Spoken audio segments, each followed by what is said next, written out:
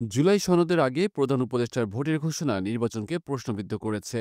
ইসলামী আন্দোলন বাংলাদেশের মহাসচিব ইউনূস আহমেদ বলেছেন, দেশে বর্তমানে নির্বাচনের পরিবেশ নেই। সুষ্ঠু নির্বাচন সম্ভব না হলে তা না করার আহ্বান জানান তিনি। 13ই আগস্ট প্রধান নির্বাচন কমিশনারের সঙ্গে সাক্ষাৎ শেষে তিনি অভিযোগ করেন, জুলাই সনদ ঘোষণার আগে ভোটের ঘোষণা দিয়ে প্রধান উপদেষ্টা নির্বাচনকে প্রশ্নবিদ্ধ করেছেন। দলটি সুষ্ঠু, অবাধ ও গ্রহণযোগ্য নির্বাচন নিশ্চিত করতে নির্বাচন কমিশনের কাছে 7 দফা প্রস্তাবনা দিয়েছে, যার মধ্যে রয়েছে সংসদ নির্বাচনের আগে স্থানীয় সরকার নির্বাচন আয়োজন, নির্বাচনী কর্মকর্তা ও আইনশৃঙ্খলা বাহিনীকে দলনিরপেক্ষ প্রশিক্ষণ ও জবাবদিহির আওতায় আনা, প্রতিটি কেন্দ্রে সেনা মোতায়েন, জুলাই সনদ অনুযায়ী নির্বাচন, পিআর পদ্ধতির বাস্তবায়ন, আওয়ামী লীগ ও সহযোগী দলগুলোর নিবন্ধন বাতিল এবং দুর্নীতিবাজ ও অপরাধীদের অযোগ্য ঘোষণা। আমরা নির্বাচন চাই, সিলেকশন চাই না, তাহের। জামায়াতে ইসলামীর নায়েবে আমির সৈয়দ আবদুল্লাহ মোহাম্মদ তাহের বলেছেন, তারা নির্বাচন চান কিন্তু সিলেকশন নয়। এর জন্য আগে আনন্দমুখর পরিবেশ নিশ্চিত করতে হবে।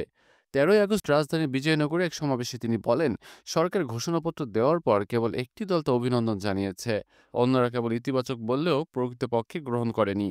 তিনি আরও জানান, ঘোষিত নির্বাচনের তারিখ ডিসেম্বরে হলেও জামায়াতের আপত্তি নেই, তবে সবার আগে উপযুক্ত পরিবেশ তৈরি করা জরুরি। আওয়ামী লীগকে নির্বাচনে ফেরাতে চাইলে আবার অভ্যুত্থান, বৈষম্য বিরোধীদের বার্তা। বৈষম্য বিরোধী ছাত্র আন্দোলন অভিযোগ করেছে, নিষিদ্ধ আওয়ামী লীগের আগামী জাতীয় নির্বাচনে অংশগ্রহণের পক্ষে জনমত তৈরির চেষ্টা চলছে। 13ই আগস্ট এক যৌথ বিবৃতিতে সংগঠনের সভাপতি রিফাত রশিদ ও সাধারণ সম্পাদক হাসান ইনাম সতর্ক করে বলেন, এ ধরনের চেষ্টা হলে তারা ছাত্র জনতাকে সঙ্গে নিয়ে আবারও অভ্যুত্থানের ডাক দেবেন এবং নির্বাচন বয়কট করবেন। বিবৃতিতে তারা আওয়ামী লীগকে ফ্যাসিবাদী, গণহত্যাকারী ও অযোগ্য সংগঠন আখ্যা দিয়ে এর পুনর্বাসনের যেকোনো প্রচেষ্টার তীব্র নিন্দা জানান। দরকার হলে সুষ্ঠু নির্বাচনের জন্য দেশের মানুষ রক্ত দেবে, তাহের। জামায়াতে ইসলামী নায়েবে আমির আবদুল্লাহ মোহাম্মদ তাহের সতর্ক করে বলেছেন, বিদেশি ডিজাইনে নির্বাচন হলে দেশের মানুষের জীবন ও রক্ত দিয়ে সুষ্ঠু নির্বাচন নিশ্চিত করবে। 13ই আগস্ট রাজধানীর বিজয়নগরে এক সমাবেশে তিনি বলেন, জুলাই ঘোষণাপত্র সনদকে আইনগত স্বীকৃতি দিয়ে তার ভিত্তিতে জাতীয় নির্বাচন আয়োজন করতে হবে।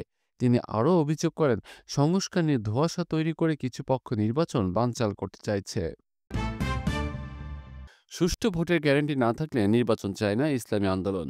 ইসলামী আন্দোলন বাংলাদেশের সিনিয়র যুগ্ম মহাসচিব কাজী আতাউর রহমান সিইসির কাছে দাবি জানিয়েছে যে, সুষ্ঠু ভোটের গ্যারান্টি না থাকলে নির্বাচন দেওয়া যাবে না। 13ই আগস্ট সিইসির সঙ্গে সাক্ষাতের পর তিনি বলেন, জুলাই সনদের ভিত্তিতে এবং সংখ্যানুপাতিক পদ্ধতিতে নির্বাচন হতে হবে।